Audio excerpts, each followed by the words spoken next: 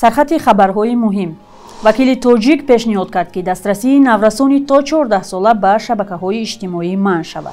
رسانه‌های پاکستانی از کشته شدن یک فرمانده توجیک داعش خبر دادند. همه به پختچینی. در ختلان صدها دانشجو و آموزگار را به پختچینی بردند.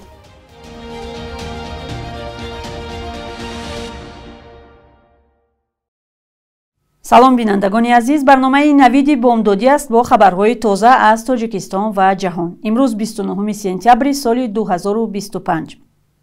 یک وکیل مجلس نمایندگان تاجیکستان پیشنهاد کرده است که دسترسی نورسانی تا 14 ساله به شبکه‌های اجتماعی پورا منع کرده شود. وکیل همچنین پیشنهاد کرده است که نورسانی 14-17 ساله تنها با اجازه خطی والدین و از شبکه‌های اجتماعی استفاده برند. دلنوزه احمدزاده در مقاله‌ای که نشریه رسمی نارودنایا گازета چاپ کرد نوشته است با منع دسترسی نورسان به شبکه‌های اجتماعی میتوان آنها را از معلومات ضررآور حفظ کرد. وکیل پارلمان پیشنهاد کرده است که به قانون درباره حفظ حقوق کودکان تغییرات وارد شده دسترسی نورسانی تا 14 ساله به شبکه‌های اجتماعی منع شود. مقامات تاجیکستان به این پیشنهاد یگان واکنش نکردند. بعضی از کارشناسان تاجیک میگویند پورا محروم کردن نورسان از استفاده شبکه‌های اجتماعی راهی حل نیست. تجربه منع کردن استفاده از شبکه‌های اجتماعی برای نورسان در بعضی از کشورها جاری شده است. از جمله مقامات استرالیا نورسانی از 16 ساله پایین را از دسترسی به شبکه‌های اجتماعی محروم می‌کنند. این قانون از ماه دکبر امسال به اجرا می‌دراید. رسانه‌های پاکستانی از کشته شدن یک فرمانده تاجیکستانی داعش در شهر مزار شریف خبر دادند. از او محمد احسانی نام برده شده است که با اسم انور نیز معروف بوده است. افغانستان اینترنشنال و شبکه تلویزیونی پاکستان 24 نیوز HD با تکیه به منابع امنیتی گفتند این فرمانده شاخه خراسانی داعش در طرحریزی و اجرای حمله مرگ طلبانه در پشاور پاکستان در سال 2022 که سبب مرگ 10 نفر شده بود نقش کلیدی داشته است. بر اساس این گزارش احسانی مسئول جلب و آموزش بمبگذاران مرگ طلب تاجیک برای انجام حمله ها در خاک پاکستان بوده است. واکنش مقامات تاجیک در رابطه با کشته شدن فرمانده تاجیک داعش معلوم نیست. سازمان ملل متحد در گزارش گفته بود که حدود 2000 جنگجوی داعش در افغانستان حضور دارند، اما طالبان این گزارش ها را تبلیغ خوانده و تاکید کردند که داعش در افغانستان حضور ندارد. در ختلان با سفارش حکومت ولایت دانشجویان، خوانندگان مکتب، آموزگار و کارمندان مقامات دولتی را روزهای 27-28 سپتامبر به پختچینی فرستادند. در برقیه حکومت آمده است دانشجویان و خوانندگان ساعت‌های فارغ از تحصیل برای پختچینی به خواجگی به نام فیضعلی سعید فی ناحیه کوشانیان فرستاده شوند. تلویزیون ختلان در گزارش خبر داده است که بیش از 1000 دانشجوی دانشگاه باختر و کالج ها به پختچینی سفربر شدند. 2 استاد دانشگاه دولتی باختر به شرط فاش نشدن نامشان به رادیوی آزادی گفتند جلب آنها به پختچینی مجبوری بود و در صورت سرکشی برایشان مشکل ایجاد می شود. در نواری که در صفحه حزب خلقی دموکراتی تاجیکستان در ناحیه همدانی نشر شده است دیده می شود که خوانندگان مکتب را به پختچینی بردند. استفاده از نیروی نورسان و آموزگاران در جمع‌آوری پخته بارها مورد انتقاد حامیان حقوق و سازمان‌های کار با کودکان قرار گرفته است. به پختچینی فرستادن خوانندگان در گذشته باعث سرزدن فاجعه ها نیز شده بود. مقامات فرستادن آموزگاران به میدان پخته را در ساعت‌های درسی رد کردند. شروع از 23 سپتامبر ساکنان در منطقه های تاجیکستان با محدودیت برق میگیرند. به گفته مردم شبانه روز تنها 8 ساعت برق دارند. کمبود برق از مشکلی های اساسی در تاجیکستان است که با وجود وعده های زیادی مقامات و ساختن چند نیروگاه حل نشده است. خبرنگاران رادیوی آزادی از ساکنان در خیابان های دوشنبه پرسیدند که چرا مقامات تا حال نتوانستند مردم را پورا با برق تامین کنند. پاسخ ساکنان را با هم ببینیم.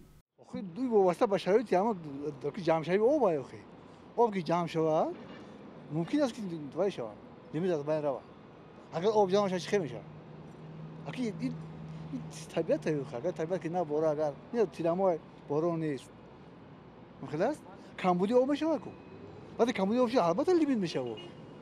با نظرتان آیا حکومت میتواند همین مسئله را حل کنه دوامش شد؟ حکومت همین آب اگجا گیره نه با فکر شما نه با فکر سالی ما همین آب اگجا گیره حکومت اگر خرده شود اگر اون در خرده بگیریم اون خیلی ممکن بگیم حکومت نکرده با فکری من با فکر شخصی من وقتی که خود ذخیره آب نباشد ما چی کنیم؟ مثلا دیگر راه‌ها هست، ایستگاه‌های آفتابی شمالی. این درست ها میشه که با شمالی ایستگاه شمالی بسازیم، ایستگاهی که مثلا برقی چی آفتابی کنیم.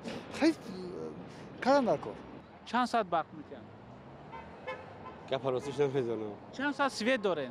همین تا ساعت 9 هست سویت میتن، ساعت 5 6 ما خیلی میره. شما باور دارید که یگان از همین لیمیت از بین میره و مردم پورا با برق تامین میشه؟ ها باور داریم. از کجا باور دارید؟ از گفتن جناب ولی که مقصد اندی سویت برق قیمت کنه و مقصد مردم از سویته.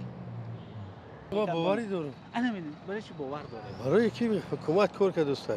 حکومت همه شرایطا رو دیده برآمده است که برای انسان همین آدمای تاجیکستان خوبتر شود، بهتر شود. چرا چند سال شد همین مسئله حل نمیشه؟ مقامات همین حل کردن نمیتونن. این اکو وابسته به کسب به کاره که همه آدما مهنت کنن، مثال گیرن تاجیکستان آباد کنن. همین خیلی یعنی چند سال از تاجیکستان 20 سال قریب 30 سال میشد که این پرابلم مشکل سویت داره تا حاضر نتونستن همین حل کنه. به فکر شما چرا این مشکل؟ ما ایده اکو عالم نیستم جواب دادن نمیتونم.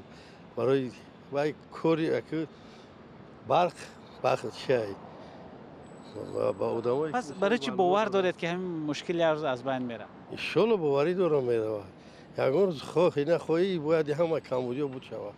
نه لیمیت مخنو کردیم. چند ساعت برق میتین؟ همین 5 ساعت میتین.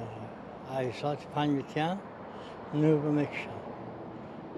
بود بیگا اینو میکشن. بود سال میتین. بسیار خوب. شما همین چند سال هستید؟ من 72 ساله. آیا شما همین باور دارید که یگان روز در تاجیکستان همین لیمیت برق از بین میره و مردم پورا با برق تامین میشن؟ حتما نه لیمیت شده، چه سواد دارم نه به لیمیت شده. آدم به سواد همین راه گردی میدونم گشتن ما خوردن. باور دارید که یگان روز مقامات همین مسئله رو حل کردن میتونن؟ نه باید حل شود. لیکن که کنه معلوم است. باید حل شود. حل میشه و اوستا خداوند ایشالله تنگ میشه و یک سوال که با وجود اینکه تاجیکستان دریای زیاد داره چرا همین مشکلی برق از بین نمیره؟ چرا مردم تا حال با برق تامین نیستن؟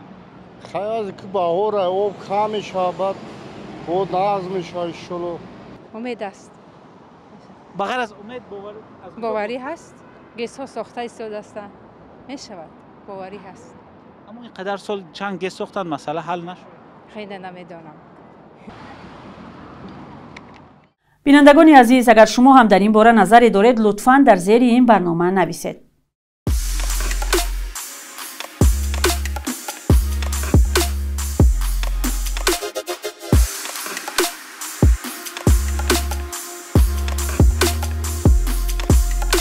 همه چیزی که میخواهند و میخواهید در اینجا هست. تازه ترین اخبار، گزارش های ویدیویی، شرح حادثه و تحقیقات ژورنالیستی. زمینه رادیو آزادی را نصب کنید و همین این را با انگشت زدن به تلفن هوشمند خود به دست بیارید. برنامه رو با یک خبری بین المللی ادامه می‌دهیم. 12 کشور از جمله بریتانیا، فرانسه، ژاپن، عربستان سعودی و اسپانیا برای حمایت مالی از تشکیلات خودگردان فلسطین ائتلاف تشکیل کردند. وزارت کارهای خارجه اسپانیا در بیانیه گفت ائتلاف بعد از آن تشکیل شد که سازمان خودگردان فلسطین به بحران مالی بی سابقه روبرو است. نمایندگان تشکیلات خودگردان فلسطین اخیراً از کمبود شدید پول نقد خبر دادند. ائتلاف نو با هدف تامین مالی تشکیلات خودگردان فلسطین واقع در رام الله و حفظ توانایی آن برای حکومتداری، ارسال خدمت‌رسانی‌های ضروری و حفظ امنیت شکل گرفته است. نمایندگان 12 کشور گفتند همه این تلاش‌ها برای ثبات منطقه و حفظ راه حل دو کشور ضروری هستند. دفتر نخست وزیر فلسطین اعلام کرده است که 12 کشور وعده دادند که برای تشکیلات خودگردان حداقل 170 میلیون دلار کمک میکنند. وزیر کارهای خارجه عربستان روز 25 سپتامبر اعلام کرد که کشورش به تشکیلات خودگردان فلسطین 90 میلیون دلار میدهد. بخش یک روز تاریخ با مهمترین تحولات تاریخی در روز 29 سپتامبر پیشنهاد شما می شود.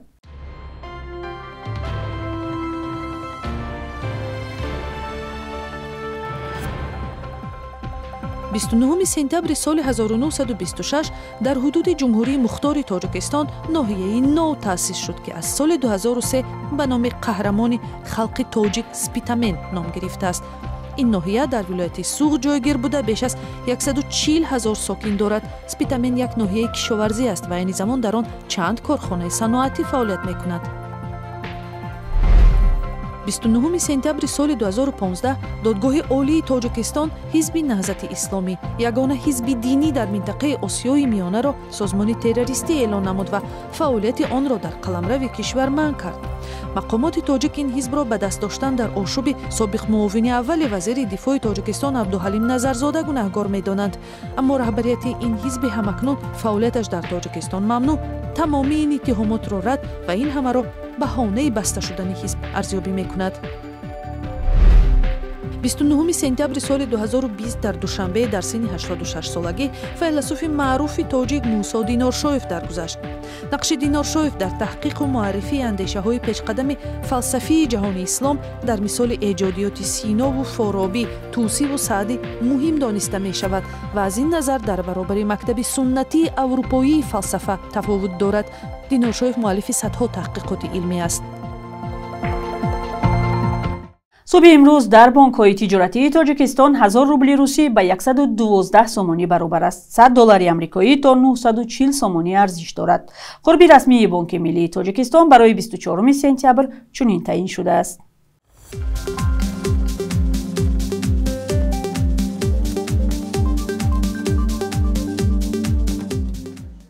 برنامه نوید بامدادی را از استودیوی دوشنبگی رادیوی آزادی می‌دیدید. خبرهای بیشتر را از سامانه و صفحه‌های رادیوی آزادی در شبکه‌های اجتماعی پیگیری کنید. تا فردا، خدا نگهدار.